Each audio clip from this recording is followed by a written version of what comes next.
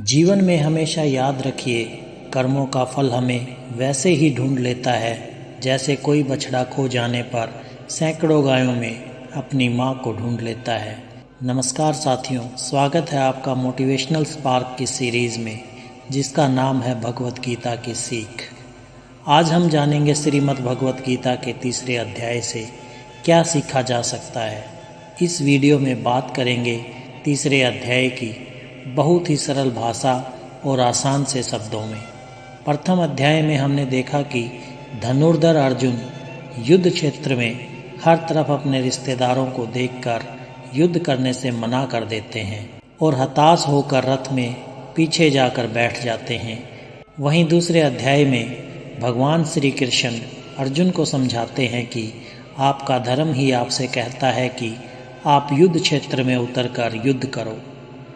दूसरे अध्याय में श्री कृष्ण अर्जुन को दो मार्ग बताते हैं, पहला निष्काम कर्म योग और दूसरा ज्ञान योग। इससे पहले कि आप श्रीमद् भगवत गीता के तीसरे अध्याय की शिक्षाओं में खो जाएं, अगर आप इस चैनल पर नए हैं तो इस चैनल को सब्सक्राइब करके घंटी जरूर बजा दें, क्योंकि हम आपके लिए ऐसे ही ज्ञानवर्धक और प्रेरणादायक वीडियो लाते रहते हैं। साथियों, श्रीमद् भगवत गीता के तीसरे अध्याय से हम जानेंगे कि ऐसी कौन सी दो चीज़ें हैं जो आपको इस दुनिया में कुछ भी हासिल करके दे सकती है।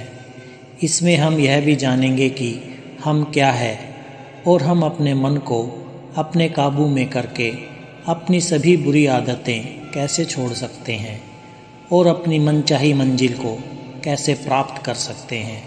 तो चलिए विस्तार से जानते हैं श्रीमद् भगवत गीता के तीसरे अध्याय से मिलने वाली सीख और शिक्षाओं के बारे में। श्रीमद् भगवत गीता अध्याय 3 कर्मयोग। तीसरे अध्याय की शुरुआत होती है जब अर्जुन अपनी दुविधाओं का समाधान प्राप्त करने के लिए श्री कृष्ण से प्रश्न करते हैं। अर्जुन कहते हैं, हे जनार्दन, यदि आप बुद्धि को कर्म से श्रेष्ठ मानते हैं तब फिर आप मुझे इस भीषण युद्ध में भाग लेने के लिए क्यों कहते हो। आपके अनेक अर्थ वाले उपदेशों से मेरी बुद्धि भ्रमित हो गई है। आपकी बातें सुनकर ऐसा लग रहा है कि जैसे ज्ञान कर्म से ज़्यादा सही है, लेकिन आप तो मुझे युद्ध करने के लिए बोल रहे हो। तो आप ही बताइए कि मैं ज्ञान का रास्ता अपनाकर सन्यासी बनूं या कर्म का रास्ता अपनाकर युद्ध करूं। कृपया मुझे निश्चित रूप से कोई एक मार्ग बताएं जो मेरे लिए सर्वाधिक लाभदायक हो। ये सुनकर भगवान श्री कृष्ण अर्जुन से कहते हैं कि इस संसार में मैंने खुद ही तुम्हें दो तरह के योग बताए हैं। योग का मतलब है ऐसा मार्ग जिसमें हम अपना जीवन सफल बनाते हैं। उनमें से एक है ज्ञान योग और दूसरा है कर्म योग। और दोनों ही रास्तों की अगर मैं बात करूं तो कर्म तो करना ही पड़ेगा। कर्म अनिवार्य है। ना तो कोई केवल कर्म से विमुख रहकर कर्म फल से मुक्ति पा सकता है और ना केवल शारीरिक संन्यास लेकर ज्ञान से सिद्ध अवस्था प्राप्त कर सकता है। भगवान श्री कृष्ण कहते हैं कि अब तुझे ज्ञान योग अच्छा लगे या कर्म योग, दोनों ही माध्यमों में कर्म तो करना ही पड़ेगा। कुछ लोगों को लगता है कि हम तो कर्म ही नहीं कर रहे हैं, हम तो निष्कर्मी हो गए हैं। कुछ लोगों को लगता है कि हम तो ज्ञान योग के रास्ते पर चलते हैं, हमें तो सब मालूम है। तो चाहे ज्ञान योग हो या निष्काम कर्म योग, भगवान श्री कृष्ण स्पष्ट करते हैं ताकि कोई भी संदेह या भ्रांति ना रह जाए कि ज्ञान मार्ग में भी आपको कर्म करना है और निष्काम कर्म मार्ग में भी आपको कर्म करना है। भगवान श्री कृष्ण कहते हैं कि अगर कोई ऐसा कहता है कि वह तो अहम ब्रह्मास्मिक हो चुका है बिना कर्म करे ही, तो वह सिर्फ और सिर्फ दम्भी है, अहंकारी है, वह झूठ बोल रहा है। भगवान कहते हैं कोई भी मनुष्य एक क्षण के लिए भी अकर्मा नहीं रह सकता। वास्तव में सभी प्राणी प्रकृति द्वारा उत्पन्न गुणों के अनुसार कर्म करने के लिए विवश होते हैं। अतः हे अर्जुन, तुम एक मनुष्य हो, तुम चाहकर भी अपने शरीर के कर्मों को पूरी तरह से नहीं छोड़ सकते उदाहरण के लिए तुम्हें हर पल सांस तो लेनी ही पड़ेगी। अगर पेट है तो खाना तो पड़ेगा ही। और अगर तुम इस सब को किसी भी शक्ति से रोकना भी चाहोगे तो क्या निश्चित है कि तुम अपनी इच्छाओं के बारे में नहीं सोचोगे? कहने का मतलब है तुमसे जाने अनजाने में कर्म तो हो ही जाएगा, क्योंकि तुम मनुष्य हो और तुम तो वैसे भी क्षत्रिय हो। तुम अपने धर्म से भी बंधे हुए हो, इसलिए तुम्हारे लिए संन्यास के रास्ते की जगह कर्म के रास्ते पर जाना ज़्यादा उचित है। मतलब ज्ञान योग की जगह कर्म योग ज़्यादा सही है। इसलिए तुम ये सोचकर कि तुम ये काम नहीं कर रहे हो, बल्कि प्रकृति के अधीन होकर तुम्हारा शरीर कर रहा है, फल की इच्छा किए बिना अपना कर्म योग करो। क्योंकि अगर तुम अपने आप को खुद के कर्म का कर्ता यानी करने वाला नहीं मानोगे तो मैं तुम्हारा कर्ता बनूंगा, और जब मैं तुम्हारा कर्ता बनूंगा तो तुम्हें बिना मांगे ही वो सब सुख सुविधा और राज्य दे दूंगा जिसकी तुम्हें ज़रूरत होगी। बिना मेहनत किए ही सुख सुविधाओं और राज्य का भोग किया तो तुम एक चोर कहलाओगे और तुम कभी परमात्मा यानी मुझसे नहीं मिल पाओगे। जिस तरह से महान लोग खाने के लिए नहीं बल्कि जीने के लिए ही खाते हैं, उसी तरह से तुम भी परिणाम के लिए नहीं बल्कि कल्याण के लिए युद्ध करो।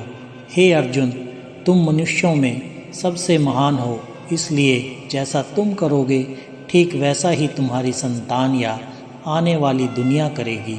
अर्जुन, अब तुम मुझको ही देख लो, मैं तो भगवान हूँ। मुझे भला किसी काम को करने की ज़रूरत क्या है, परंतु मैं इसलिए अपना कर्म करता हूँ क्योंकि मनुष्य की आत्मा मेरा ही छोटा सा अंश है, और जैसा मैं करूँगा वैसा ही फिर मनुष्य करेगा, अन्यथा पूरी सृष्टि ही नष्ट हो जाएगी। कोई अगर तुम्हारा साथ भी ना दे या तुम्हारी आलोचना भी करे तो तुम उसको बिना कुछ कहे सिर्फ अपना कर्म करते जाओ, और ऐसा करने पर वो मनुष्य भी कुछ समय पश्चात तुम्हारे जैसा ही करने लगेगा। श्री कृष्ण कहते हैं, अपने समस्त कर्मों को मुझको अर्पित करके और परमात्मा के रूप में निरंतर मेरा ध्यान करते हुए कामना और स्वार्थ से रहित होकर अपने मानसिक दुखों को त्याग कर युद्ध करो। जो व्यक्ति ये सोचता है कि कर्म वह खुद करता है, उससे बड़ा मूर्ख और दुखी इस दुनिया में और कोई नहीं है, और ज्ञानी लोगों के द्वारा ऐसे मूर्खों को कभी नहीं छेड़ा जाना चाहिए। इसलिए अर्जुन, तू भी अपने आप को इस कर्म के बंधन में ना बांधकर बिना किसी आशा के, दया के और पछतावे के अपना कर्म कर। हे अर्जुन, खुद का धर्म और कर्म दूसरों के धर्म और कर्म से ज़्यादा अच्छा समझा जाना चाहिए। भले ही हमारे खुद के धर्म में और कर्म के पालन करने में कोई कमी रह जाए।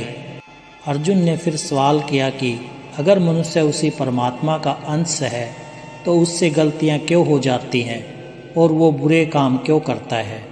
भगवान श्री कृष्ण कहते हैं, मनुष्य का शरीर भोग विलास करना चाहता है क्योंकि उसकी प्रकृति वैसी ही है।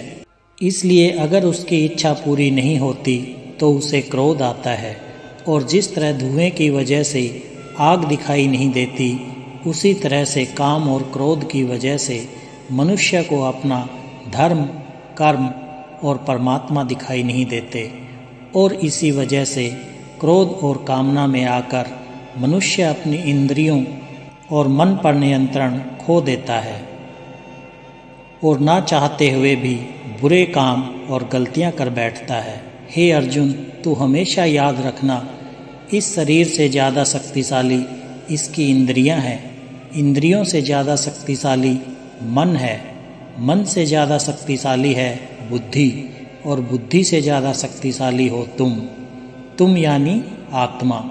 इसलिए अर्जुन, तू अपनी आत्मा से अपनी बुद्धि को वश में कर। बुद्धि मन को वश में करेगी, मन इंद्रियों को वश में करेगा, और इंद्रियां शरीर को यानी तुम्हारे कर्मों को। साथियों, श्री कृष्ण की कही गई बातों को हम आज के जीवन के हिसाब से समझते हैं। इस दुनिया में परिणाम दो ही चीज़ों से आते हैं, ज्ञान और कर्म, मतलब नॉलेज और एक्शन, यानी दोनों अलग अलग हैं। आज की दुनिया में हम दोनों चीज़ों को आपस में जोड़ कर देखेंगे। हमारे लिए ज्ञान भी उतना ही ज़रूरी है जितना कर्म। ज्ञान का मतलब यह नहीं कि कोई विद्यार्थी सिर्फ परीक्षा पास करने के लिए सिलेबस को रटता हो, बल्कि ज्ञान का मतलब ये है कि आप सबसे पहले ये जानो कि आपका लक्ष्य क्या है, आपकी क्षमता क्या है, आपकी योग्यता क्या है और आपकी कमजोरियाँ क्या क्या है, और इन सब को मिलाकर लक्ष्य तक पहुँचने की आपकी योजनाएं क्या है। ये है आपका नॉलेज, यानी कि ज्ञान योग। इसके अलावा आपको एक और चीज़ जाननी है कि आपका ये एक शरीर नहीं है, आप एक आत्मा हो। आपकी आत्मा यानी आप खुद अपने विचारों, अपनी भावनाओं, अपने विचारों के कार्यकलापों से बहुत ऊपर हो। और अगर आप ऐसा सोचकर अपना कर्म करोगे तो मैं दावे के साथ कह सकता हूँ कि आप 100% अपनी समस्याओं से ऊपर उठ जाओगे। इसके बाद इस अध्याय में दूसरा रास्ता बताया गया है, कर्म योग, यानी कि आपके एक्शंस कर्म के लिए। भगवान ने बोला है कि हमें कभी यह नहीं सोचना चाहिए कि काम हम कर रहे हैं, और जब हम यह सोचेंगे कि किसी कार्य के कर्ता हम नहीं हैं, तब इसके दो फायदे होंगे। एक तो ये है कि आप अपनी मेहनत के परिणाम को लेकर चिंता में नहीं रहेंगे, और दूसरा ये है कि आप भावनात्मक रूप से स्थिर होकर अपना सर्वोत्तम प्रयास कर पाओगे। इसके साथ साथ आपको कभी भी अपने बुरे या अच्छे परिणाम को खुद पर लेकर दुख नहीं करना चाहिए, क्योंकि श्री कृष्ण के उपदेश के अनुसार मनुष्य को सिर्फ कर्म करने का अधिकार दिया गया है, उसके परिणामों का नहीं। इसके अलावा आप अपनी किसी भी बुरी आदत से कैसे छुटकारा पाएं, इसको बहुत ही आसान शब्दों में बताया गया है कि आप अपने आप को उस परमात्मा का ही छोटा सा रूप, यानी कि सिर्फ एक आत्मा समझें, और आत्मा के ध्यान से अपने मस्तिष्क यानी विचारों को, और विचारों से अपने मन को काबू में करें। और इसके बाद आपका मन अपने आप आपके सभी फिजिकल सेंसेस यानी कि इंद्रियों को काबू में कर लेगा, और जब इंद्रियां काबू में हो जाएंगी तब बुरी आदत छोड़नी तो क्या, किसी भी कार्य में कुछ भी मुश्किल नहीं होगी। साथियों, उम्मीद है आपको श्रीमद् भगवत गीता के 3 अध्याय की ये सरल व्याख्या जरूर पसंद आई होगी, और आपको इससे बहुत कुछ सीखने को मिला होगा। वीडियो को लाइक करके कमेंट में जय श्री राधे कृष्णा लिखना ना भूलें।